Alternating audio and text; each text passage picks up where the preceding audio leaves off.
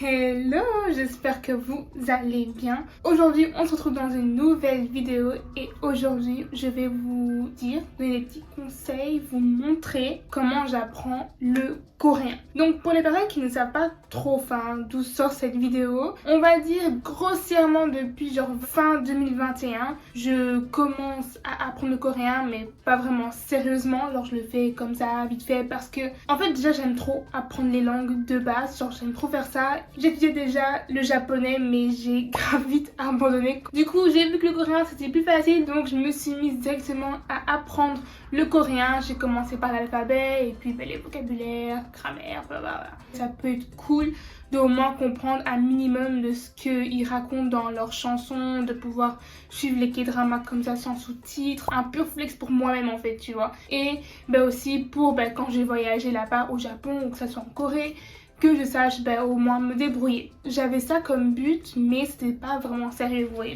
J'ai juste appris pour apprendre mais c'était pas vraiment tous les jours. Je dirais depuis décembre je suis occupée à vraiment l'apprendre sérieusement parce qu'en fait je voudrais juste maîtriser la langue. Voilà, en fait mon but ce serait de comprendre au moins. Je suis une grosse flemmarde et j'ai du mal à me motiver. Parce qu'en fait, je le fais pas pour un test, je le fais pas pour des points, je le fais pas pour l'école, je le fais pour moi. Du coup, la seule motivation doit venir de moi. C'est moi, je choisis quand j'étudie et aussi quand tu étudies toute seule. En fait, c'est trop compliqué de savoir si tu fais bien les choses, si tu es en train de bien étudier, qu'est-ce qui est hyper important, qu'est-ce qui est moins important. C'est un peu compliqué et surtout, tu sais pas ce que tu dois utiliser comme livre. Est-ce que ça c'est un bon livre? Est-ce que ça c'est un bon site? Moi, je me suis dit je vais faire cette vidéo déjà pour vous montrer ce que je fais. Je reste une débutante, donc c'est pas la pro qui parle, c'est la débutante. Je me suis dit je pourrais vous donner des petits tips parce qu'on est débutants et aussi s'il y a d'autres débutants qui commencent ou qui ont déjà commencé ou des intermédiaires ou des pros, n'hésitez pas du coup à aussi donner votre avis. La meilleure chose c'est d'essayer de trouver des personnes qui apprennent aussi et comme ça on s'entraide, tu vois. C'est pour ça aussi que j'aimerais en faire une série sur TikTok aussi mais je sais pas trop. Je me dis peut-être que ça va intéresser littéralement 2 personnes. Anyways, j'arrête de parler, on va commencer. Donc on va commencer avec la grammaire et du coup qu'est-ce que j'utilise pour étudier la grammaire? La grammaire est quand même la partie la plus chiante je trouve. Maintenant ce que j'utilise c'est ce livre là, Talk to Me in Korean. Je suis au level 2 du coup. Derrière ils ont mis environ quel niveau tu es. Donc du niveau 1 à 3 t'es beginner, donc t'es débutant. Puis 4 à 7 intermédiaire et puis 8, 10 t'es avancé J'ai aussi level 3 du coup que j'ai pas encore commencé parce que logiquement je finis 2 puis je commence 3. Les livres Talk to Me in Korean sont des livres en anglais. Faut pas être prof d'anglais pour utiliser ces livres là. C'est vrai que si vous avez du mal avec l'anglais, c'est un peu compliqué d'apprendre une nouvelle langue. C'est déjà la langue qui explique. C'est compliqué. Donc je vous conseille pas trop alors de prendre ces livres là, même si je les trouve vraiment incroyables. Celui-là, du coup, je peux vous conseiller comme il est en français. Mon problème en fait, c'est que j'ai commencé à apprendre le coréen avec tellement de manuels différents. J'ai commencé par ça, et puis par ça, et par ce site. Je me suis perdue parce que déjà je savais plus qu'est-ce que je savais faire, qu'est-ce que je savais pas faire. Eux ils commencent avec ça, et puis d'autres commencent avec ça, et c'est un peu compliqué. Alors que si tu te tiens vraiment à un manuel, tu continues à chaque fois, tu vois. Tu sais que ceux-là, c'est A1, A2, et puis t'as B1, B2, tu vois. Donc tu sais environ le level que tu as, le niveau. Et c'est un tip déjà que je peux vous donner, c'est de vous tenir à un manuel. Cela vous pouvez les acheter à la Fnac, et ça aussi je pense que je les ai achetés à la Fnac. Une autre chose que j'ai faite, c'est YouTube. Mais j'ai trouvé une playlist les gars, c'est une pépite. Mais cette go, si elle savait comment elle m'a sauvé la vie c'est cette playlist là. Ça aide énormément ces vidéos là, donc il y en a 20 je pense. Et du coup elle commence avec l'alphabet, donc t'as 2 vidéos sur l'alphabet et après à chaque fois t'as des thèmes de leçons et là-dedans tu vois la grammaire mais tu vois aussi du vocabulaire et sincèrement c'est la meilleure chose, surtout pour la grammaire je trouve. Ok, un livre c'est bien mais c'est toujours plus facile à comprendre quand c'est une personne qui te l'explique. C'est pour ça qu'on va à l'école. En plus c'est des vidéos de entre 30 et 40 minutes. Je trouve que si vous êtes un peu motivé, vous faites une vidéo par jour. c'est 20 minutes. Ça va. Si vous êtes plus motivé, moi ce que je faisais c'était 2 vidéos par jour. Du coup c'était genre 1 heure, un peu plus d'1 heure, voilà, ça va. Et du coup en fait ce que je faisais c'est que je mettais une vidéo et j'avais un carnet. Regardez mon carnet avec des stickers un peu nuls. Genre là, c'est censé être Star Lost, mais en vrai c'est mis Lost Rats. Voilà, ça se présente comme ça et donc à chaque fois je commençais avec un thème et j'écrivais à chaque fois dedans. Vraiment, je faisais comme si j'étais vraiment à l'école, comme si c'était vraiment un cours particulier, genre elle et moi. Ça reste une vidéo YouTube, tu vois, du coup quand t'as des questions, c'est un peu compliqué d'aller les poser parce que c'est une vidéo.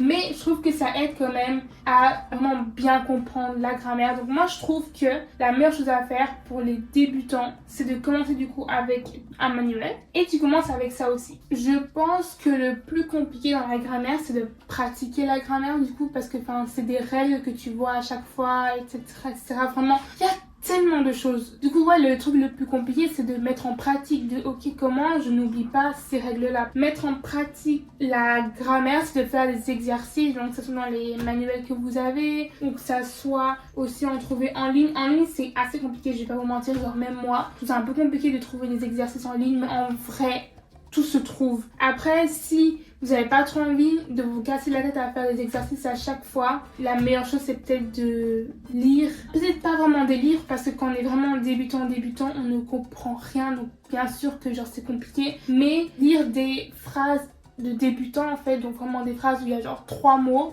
même si vous comprenez rien, mais au moins t'as genre la tournure de la phrase, tu vois, genre tu vois genre la grammaire que tu as prise en pratique. De toute façon, après je vous montre un livre que je trouve hyper sympa avec lequel vous pouvez étudier votre grammaire, votre vocabulaire. Passons maintenant au vocabulaire. Alors le vocabulaire pour moi, c'est la partie la plus compliquée. J'apprends toujours du vocabulaire, mais je n'arrive pas à le retenir. En fait, je l'oublie à chaque fois parce que malgré le fait que j'écoute beaucoup de K-pop, je regarde des K-dramas, enfin, je suis beaucoup entourée de la langue coréenne, j'oublie le vocabulaire que j'étudie. Voilà, je n'ai pas besoin de ça dans ma vie de tous les jours, du coup, le vocabulaire que j'étudie, il part. Mais bon voilà, je vais vous montrer ce que je fais déjà et ce que je trouve déjà assez sympa pour étudier. Mais n'hésitez pas à me dire si vous avez des petits conseils de comment étudier le vocabulaire et faire en sorte en fait que le vocabulaire reste dans vos têtes. La chose que tout le monde fait et que je trouve en soi une bonne technique, ça va pas être votre seule technique, mais que c'est quand même une bonne technique pour aller être en contact en fait avec le vocabulaire, avec du vocabulaire coréen tous les jours, c'est Duolingo. Ou peu importe, en fait des applications comme ça en fait, où en fait tous les jours, vous allez vous mettre à faire des exercices sur le vocabulaire, à prendre des nouveaux mots, etc.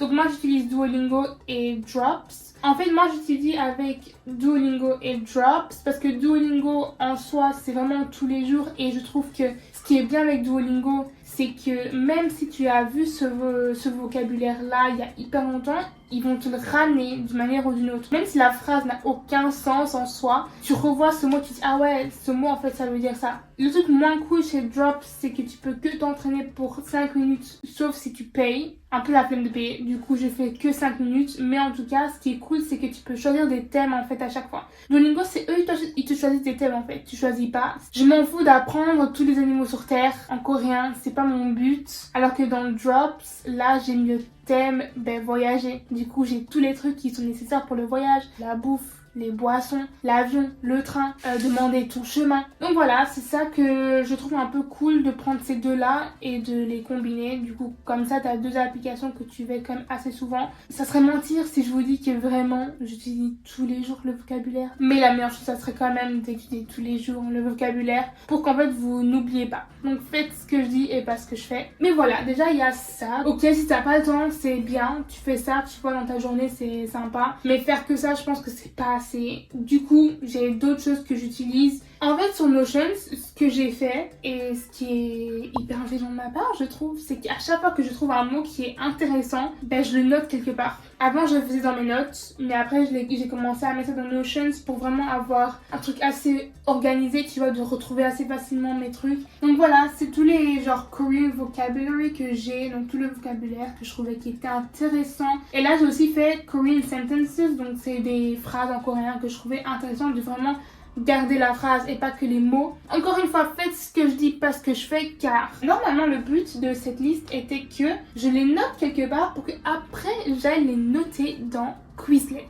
C'est une application et un site aussi où en fait ça te fait des cartes. Tu vois, les cartes que tu changes de côté, genre en mode tu mets le mot là et puis la définition, etc. Ben, j'ai fait des paquets, tu vois, Quizlet. Moi, je suis pas régulière. Je commence au début et puis j'arrête. C'est ça mon problème parce que je ne suis pas sérieuse dans l'apprentissage. Donc encore une fois, faites ce que je dis, pas ce que je fais. Là, j'ai une énorme liste que je devrais mettre dans Quizlet. Mais normalement, si vous faites ça au fur et à mesure, chill, vous avez quand même pas mal de mots que vous pouvez revoir à chaque fois. Au plus tu vas réviser, au plus tu vas dire ok, je connais le mot et c'est bon, tu vas le reconnaître dans des phrases et dans des sons et peu importe. Si vous êtes des flemmards comme moi je suis une flemmarde. Il y a littéralement des listes déjà faites sur Quizlet. Donc vous allez vous-même chercher genre Korean vocabulary et vous aurez des listes de vocabulaire déjà toutes faites. Et du coup c'est la meilleure chose. T'es pas obligé de toi-même aller faire toutes tes listes. Tu prends ça, c'est déjà fait.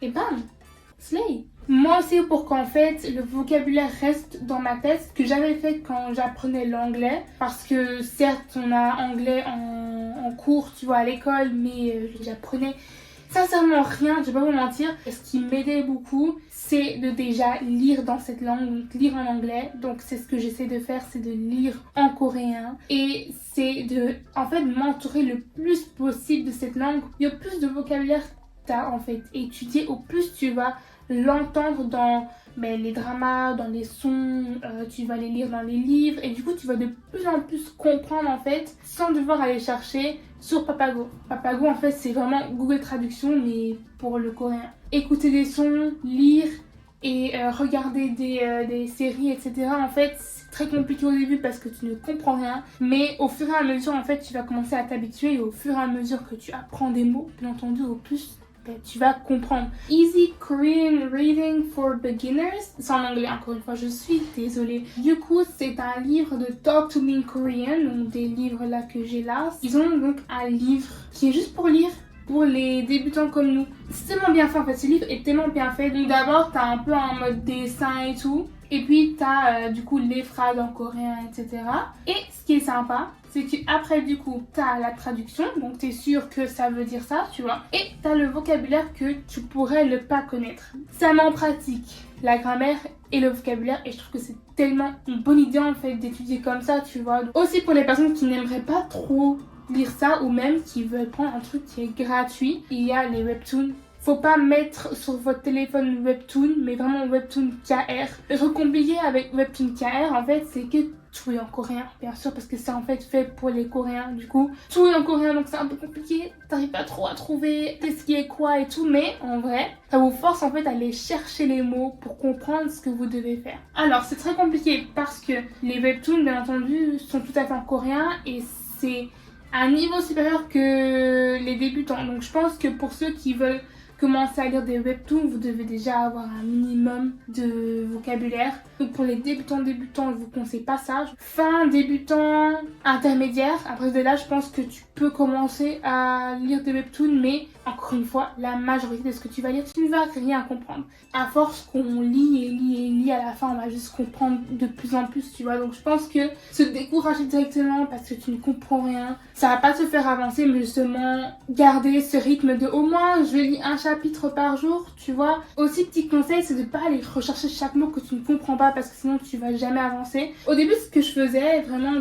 d'étudier vraiment avec les webtoons, genre en mode chaque phrase, j'allais regarder si je comprenais tout et j'allais chercher tous les mots. Mais là, j'essaie de juste comprendre le contexte. Et c'est ce que je fais aussi en regardant des dramas en coréen, sous-titrés coréen. C'est hyper compliqué, mais j'essaie de comprendre le contexte. Alors, il y a tellement de choses que je rate, il y a des conversations que je ne comprends pas, bien entendu, mais le contexte, je le comprends et du coup, le drama, je le comprends. Après, si ça vous dérange vraiment, autant regarder un drama que vous avez déjà regardé, mais du coup, avec les sous-titres en coréen. Prochain, du coup, et ce qui, je trouve, est le plus fun, c'est la compréhension orale. Donc, c'est-à-dire à vraiment comprendre ce que tu entends. Je pense que, ok, d'accord, tu peux comprendre ce que tu lis, mais comprendre ce que tu entends, c'est compliqué. Du coup, ce que je peux vous conseiller de faire, c'est d'abord d'écouter des podcasts. Et moi, j'ai un podcast sur YouTube qui est hyper sympa. Elle a une playlist Korean Podcast for Beginners. Et du coup, en fait, c'est trop bien parce que elle explique un peu des différents thèmes. Là, c'était hobbies, là, c'est météo et saison. C'est écrit à chaque fois ce qu'elle dit. On essaie de travailler ce qu'on entend. Mais je pense que c'est toujours plus facile d'avoir d'abord ce qu'elle dit, tu vois. C'est de comprendre et de suivre avec elle les mots, genre ce qu'elle est en train de dire. Voilà, je pense que même si t'as un vocabulaire très bon, etc., il faut que tu arrives à retrouver les mots dans ce que t'entends, tu vois. Du coup, je trouve que ça aide pas mal. Elle dit une phrase, moi j'essaie de lire la phrase, j'essaie de comprendre par moi-même. Et après d'aller voir la traduction, donc je remets la traduction et je vois si j'ai juste ou pas. Donc déjà, ça me permet de vraiment savoir... Ok, est-ce que je comprends les mots? Pas vraiment comprendre genre la traduction, mais comprendre en mode ce mot dans ce qu'elle dit. Tu vois, différencier tous les mots. Et puis, je me fais le petit test de ok, est-ce qu'il y a du vocabulaire que je connais? Est-ce que la phrase, je peux la traduire? Est-ce que la grammaire là-dedans, je la connais? Est-ce que je peux traduire moi-même la phrase, etc. Deuxième chose que j'aime trop faire, et vraiment tu peux le faire partout, c'est vraiment d'écouter les chansons K-pop. Genre tu vas pas aller regarder les traductions, tu vas aller vraiment regarder les paroles en coréen. Et tu essaies de suivre en même temps qu'eux. Voilà, je pense que ça fait en sorte que tu arrives à lire assez vite, tu vois. Et ta compréhension orale aussi, tu essaies de voir, ok, c'est ces mots-là. Et justement, quand tu es en train de lire ce qu'ils sont en train de dire, parfois tu peux même genre te surprendre et voir, oh, mais en fait, cette phrase, je l'ai comprise sans devoir aller la traduire, tu vois. Là, j'essaie pas de vraiment comprendre ce qu'ils disent, mais juste d'essayer de suivre, d'essayer de trouver les mots, de comprendre, ok, ces mots-là, etc.